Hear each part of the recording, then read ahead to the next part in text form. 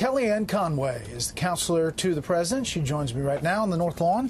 Thanks for being here. My pleasure, Brett. We just heard Deirdre in New York talking about the economy, the markets today. For a president who touts the markets, when you see a big hit like this, is it a dangerous thing to tout the markets as much as he does about the economy?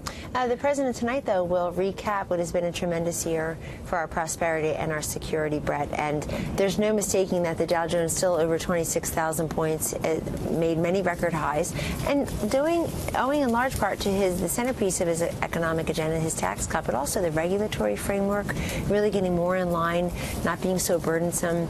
The energy development that you've seen, I think, striking at the heart of Obamacare, where 30 million Americans still do not have health insurance post-Obamacare, having repealed the individual mandate as part of his tax plan. All of that is leading to untold prosperity, and not just in the wage increases and the bonuses and the capital investments you're seeing from some 275 companies and employers, but also in people's retirement securities, their 401ks, their pensions, their educational investments.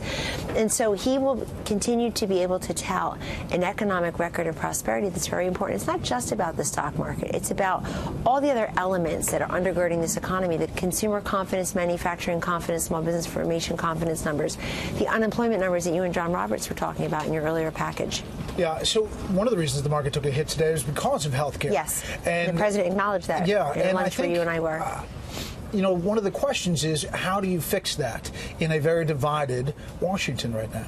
This president remains committed to finding a better way to provide the millions of Americans who lack affordable, accessible, quality health care. They were lied to. They couldn't keep their plan with their doctor, and we're still cleaning up that mess for many Americans who felt that they were never made whole by a system that has squeezed them out because of the increasing premiums, the insurers fleeing the exchanges, and of course the young and healthy being too smart to be trapped into going into these exchanges. And so we want to make sure that more Americans have that access. The president has talked very positively about, for example, Brett, associated health plans, so that if you're one of those folks who do not get their health coverage like you and I do through our employers, or like others do through the government, then you can pool together so that you're sharing the cost and sharing the risk. Those would be self-employed or small business owners, for example. The president has also talked about competitive rates across state lines. Why can you and I buy our car insurance across state lines right now, but not our health insurance? Also possibly block writing Medicaid to the states so that those closest to the people in need know how to administer that money. One of the things the president will talk about is the economy, but also reaching across party lines. Yes. You had the Senate Minority Leader, Chuck Schumer, today saying this about the president and the economy. President Trump was handed an already healthy economy by his predecessor. Like many things in his life, he inherited the healthy economy. Here are two words we won't hear President Trump say tonight about the economy: thanks, Obama, because much of the growth in 2017 was created by President Obama's policies. Thoughts on that? People should maybe swear under oath before they take to the Senate on occasion, and here's why. You don't have a single company out there saying, I now am making billions of dollars of repatriated money or capital investments, like ExxonMobil has said, like Apple Computers has said, because of the Obama economy. They're saying, I'm doing it because of the Trump tax cut. So people are drawing that nexus between the Tax Cut and Jobs Act that just passed a month ago, Brett, and what they're doing now with their employers and the larger community investments. And also, if you look at the Quinnipiac poll, in 2017, 66% of Americans who were surveyed said that the economy is either, quote, excellent or good. That's double the number that it was in the 4 previous years of the last administration. So that's just simply not true. Look, Apple, I believe the principals at Apple were big fans of the last president. I'm sure if they were able to say, we're bringing 20,000 U.S. jobs here, we are repatriating billions of dollars in wealth, we're making capital investments, I'm sure they would love to have said that in the last administration. They simply couldn't do it because we had an anemic 2% or less growth rate, GDP, already exploded under this president, and we had tax increases. We did not have tax cuts. We had a corporate tax rate of 35%. This president, this Republican Congress brought that down to 21%. Oftentimes, State of the Union addresses are shopping lists. They are lists of things they want to get done, the presidents want to get done. One of the things that's talked about is infrastructure. At the same time, there's a lot of concern up on Capitol Hill about the deficit and debt. Here's candidate Trump talking about that. We owe $18 trillion. We're going to $21 trillion and ultimately 24, which is a magic word. You know, 24 trillion, that's the magic number. That's like the point of no return. And we're there very quickly.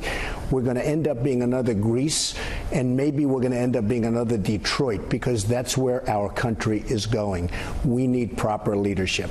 If you look at the national debt clock now, it stands at $20.6 trillion. There are Republicans and Democrats who have found the light, if you will, when it comes to deficit and debt.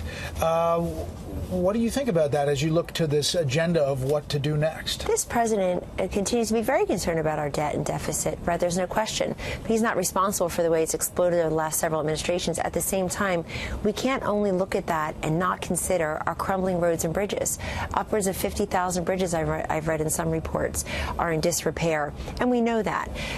Also, our air traffic control system, it was designed for a time when we had roughly 100,000 passengers annually. We now have close to 1 billion passengers annually flying through the air traffic control system. So we would think this is a nonpartisan issue crying out for bipartisan support, and we hope that it is. This president is committed to two major principles under his infrastructure plan. One is to invest at least $1 trillion in that infrastructure. And secondly is to bring our permitting process down from 8 to 10 years to about 2. It's done in other countries, like Australia, where they give plenty of time for people to comment. If you want to criticize the project, you can, but you don't have 20 years to do that. You can't keep getting these extensions. And so we really want to shrink the permitting time. It'll cost money, and it'll improve the safety and security of those of us, all of us, who travel. So last thing, if you're going to paint a broad picture for somebody who's going to tune in tonight, State of the Union sometimes don't draw, you know, the huge crowd, but it is the time when all government comes together. Yes. And you're in the same place, and you're talking about an agenda. If you're to paint a picture of this speech, what would it be? Couple things. One is pay attention to both the tone and the content of this president tonight. I think you will find both of them very inviting, very conciliatory, very unifying, positive, and uplifting. And I certainly hope people across the aisle see that and feel that. Number two, I'm so grateful to God that Steve Scalise will be there in the hall, because when you go back and you look at 2017, I would say one of the darkest days for me, having been here the full year, was the day that Mr. Scalise and others were shot in that baseball field in Virginia. We don't talk enough about that. They were moments away from real tragedy, and I'm so grateful to God that he'll be there with others in that hall. Also, the First Lady's guests are really special. I've had a small hand in witnessing that process, and she has invited such wonderful, powerful stories of the best of America. Some of these stories are tragic, and some of them are patriotic, but they're all part of the American spirit, how we overcome, how we come together in the face of tragedy, and also what we can do as a nation to pull together. Kellyanne, thanks for the time. Thank you. Thank you.